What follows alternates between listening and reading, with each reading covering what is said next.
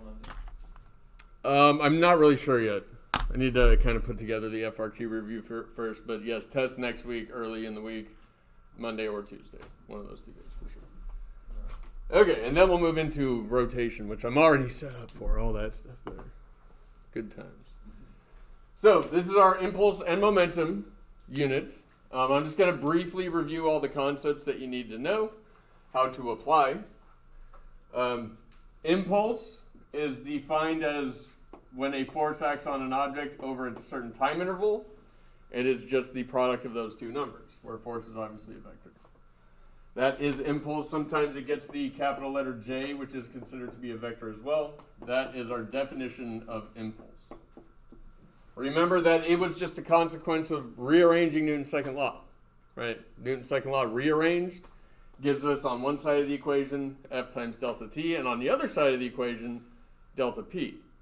But before we get there, let's just talk about the definition of momentum. Momentum, because it starts with the letter P, is just the mass times the velocity of the object. The momentum vector points in the same direction as the velocity vector. This is the definition of momentum. Again, they didn't say, oh, momentum, I bet it's mass times velocity. No, it was Newton defining initially the concept of the force mathematically, and then this was a consequence of that. He saw mv all over the place, and so he decided to give a name to it, call it a physical quantity. And then with that, and again, whenever you rework Newton's second law, you get the impulse momentum theorem, and this is where we're not strictly talking about conservation of momentum. We're talking about external forces actually operating on an object, changing the momentum. So momentum isn't conserved there. Momentum for the entire system, if we defined everything involved, would be conserved. But if we have an object and I have an external force on it, where I don't define that external force as part of the system, then momentum is not conserved. And the impulse imparted onto the object by the external force will be exactly equal to the change in momentum of that object. Okay. And as a caveat, just remember that delta P can be written in several ways. It can be written as final momentum minus initial momentum. Like anything with a delta in front can be indicated. Final momentum is m times final velocity. Initial momentum is m times initial velocity.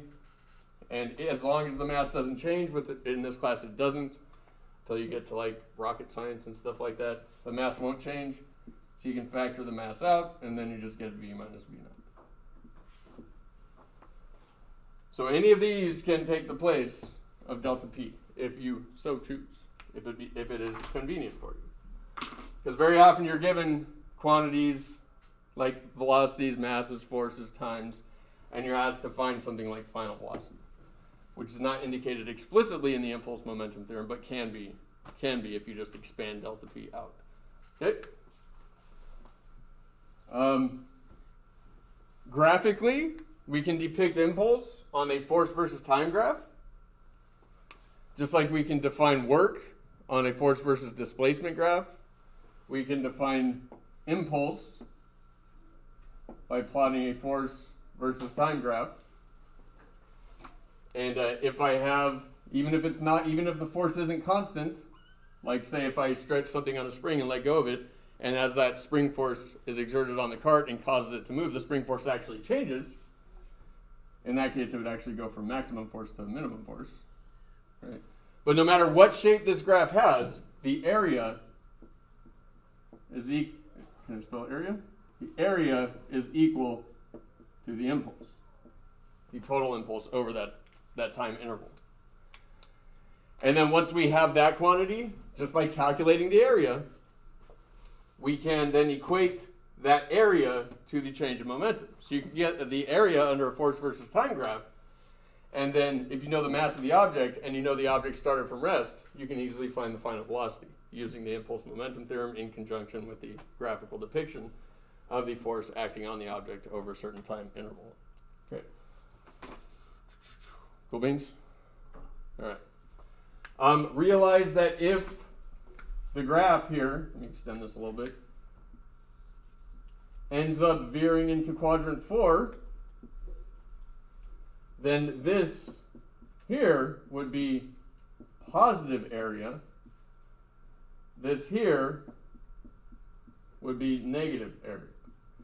And again, area can't technically be negative, but it can represent a quantity that is negative. If you're down here, that means your force is negative. That means your force has now switched directions and is now opposing the motion and is going to be slowing it down and is going to be imparting an impulse in the opposite direction. And so while you'll have a gain in momentum in the positive direction in response to a positive force, you will then have a gain in negative momentum, right? So if you had to find the total impulse here, you'd say the area of this guy minus the area of that guy. Take home point. Okay. And then the last thing, it's kind of weird, we have this long unit, and then we can summarize it in just a single whiteboard.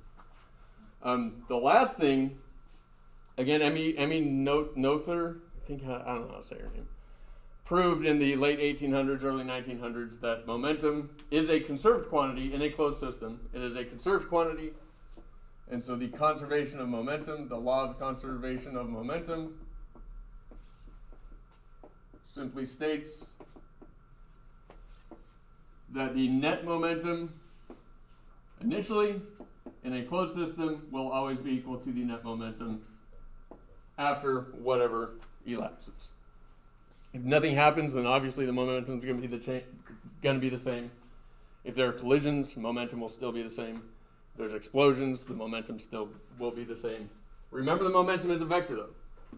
Because momentum is a vector, that's how you can have zero momentum and then have objects moving after and still have zero momentum, because positive momentum this way is canceled by negative momentum that way. And with this, we can analyze collisions.